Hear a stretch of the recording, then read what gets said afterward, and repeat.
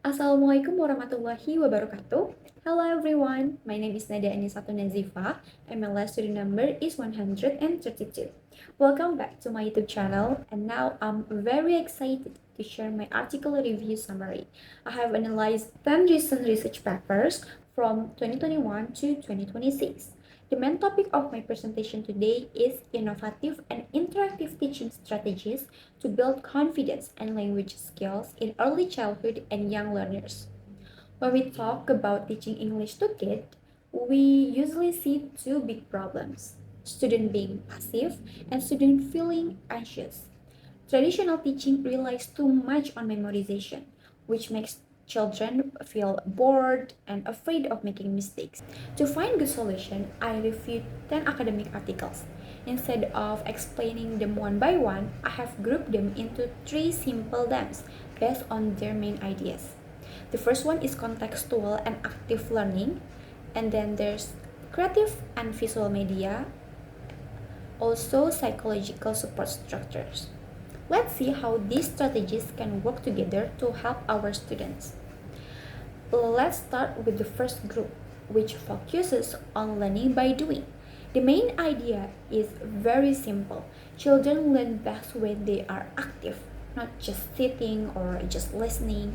A great example comes from a study by Ramadhani and friends.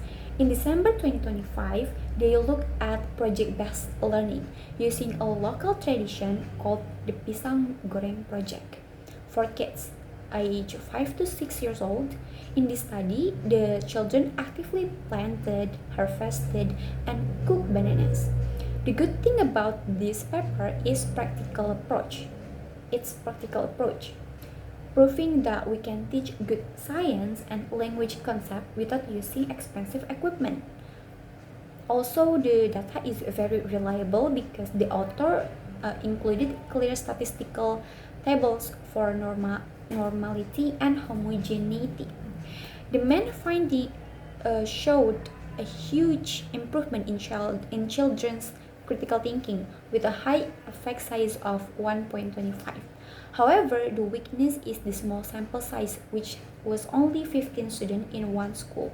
So we must be careful about applying this result everywhere else. Now, how does the Banana Project connect to English language teaching? Well, the link is very easy. Just like that, experiment brings real life into science. Task-based language teaching, or TBLT, brings real life into communication.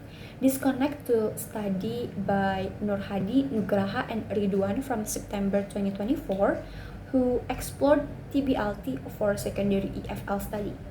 They use a fun and interactive task about modern topics like AI and social media combined with gallery walk activity. The benefit of this method is that it creates an interactive classroom that boosts student participation and reduces speaking anxiety. The strength of this article is that the teachers include real interview transcripts where students say that the tasks were fun and felt like playing a game.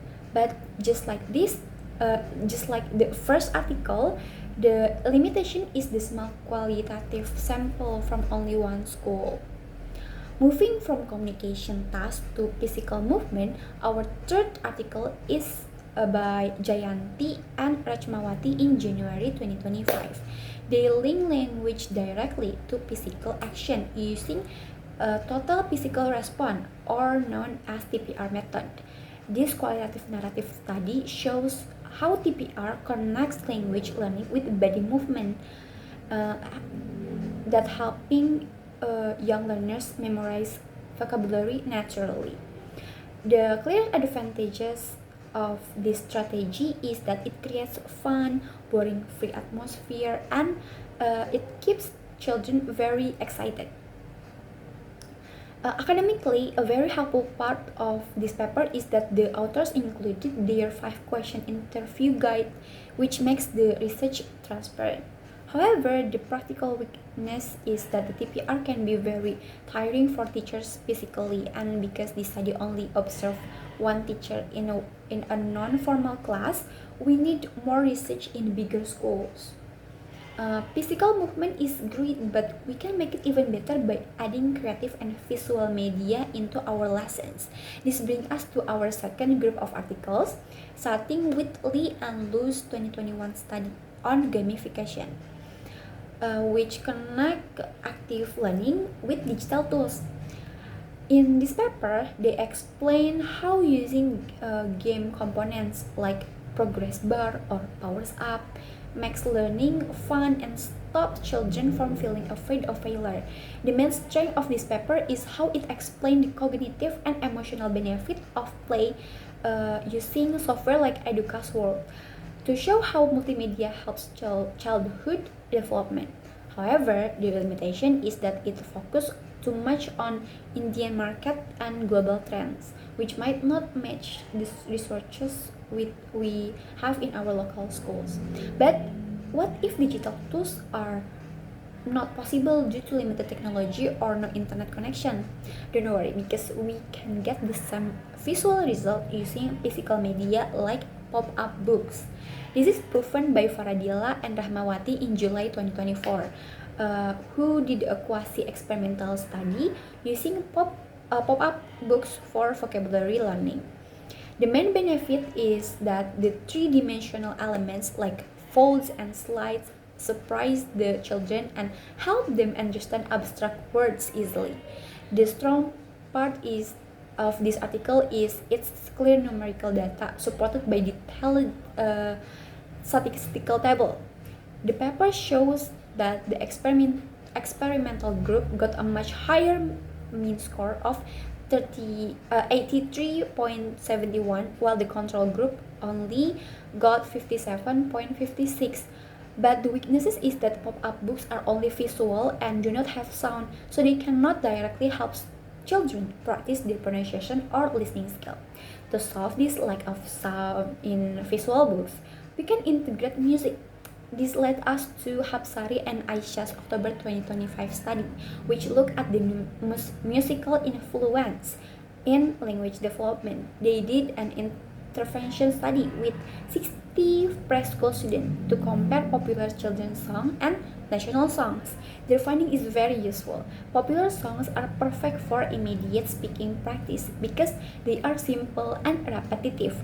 We, while national songs are better for long-term memory and learning culture. The main strength of this paper is its practical triadic model that balances cognitive, affective, and cultural learning pathways, which is visualized in a nice graph. For its limitation, the study was only one specific city, so we need more diverse data. Now let's talk about our final group of articles, which is about psychological support structures. All the method we have discussed before, like project, task, game, pop-up books, and music, actually share one big goal: creating a safe, low anxiety environment where children have brave enough to practice speaking. This psychological foundation is explained very well in Anisa's January 2025 study on scaffolding. Using a systematic literature review of 20 articles, the author argued that providing temporary support is what helps children reach their zone of proximal development. The benefit here is clear. 85% of the reviewed studies showed positive results in improving phonology, grammar, and vocabulary. The strength of this article is its solid theoretical framework and a very detailed synthesis graph. On the other hand, the paper shows a real weakness, which is the lack of teacher training and limited school resources for consistent implementation. One of the best ways to provide this scaffolding is through storytelling because stories give a natural context that reduces learning anxiety. I reviewed two papers on this approach. First, Rastina Aryati and Mustari in January 2026 study. They used a qualitative descriptive design to study the storytelling method in primary classroom. They found that storytelling significantly improves listening skills and motivation because it focuses on meaning rather than grammatical perfection. The clear strength is its authentic look at a real classroom dynamic, including useful follow-up tasks like story retelling. However, the limitation is that it only reviewed on one experienced teacher at one school. To look at this from another angle, we can read a conceptual paper by Benza and Wani in August 2021. They argued that short stories are a perfect match for a child's imaginative mind. The benefit of this paper is that it gives a clear step-by-step procedure divided into three stages: beginning, wheels, and follow-up. Using creative media like puppets or pictures, but because it purely a literature review, the weakness is that it lacks of fresh empirical or statistical data from a real classroom setup. Finally, how do students actually remember all these words from stories and tasks? Lubis and Shaputri's March 2022 study introduced mnemonic devices as a helpful cognitive scaffolding tool. Their qualitative descriptive study discovered that the keyword method is highly successful, increasing vocabulary mastery scores from 25.5% to 80.5%. The strength of this paper is at Table 1, which gives practical association codes for English words, making learning systematic. However, the limitation is that some advanced techniques like rhyme keys and peg word system were too difficult and time consuming for young kids. So teachers must choose their mnemonic tools carefully. In conclusion, what is the golden thread that connects all 10 articles? The big message is clear. Early childhood English education must move away from passive memorization.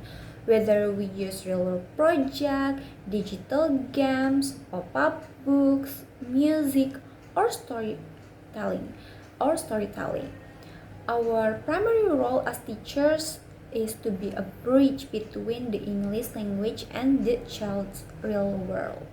By providing structured scaffolding using relatable topic and integrating visual and audio aids, we can effectively lower the stakes of failure.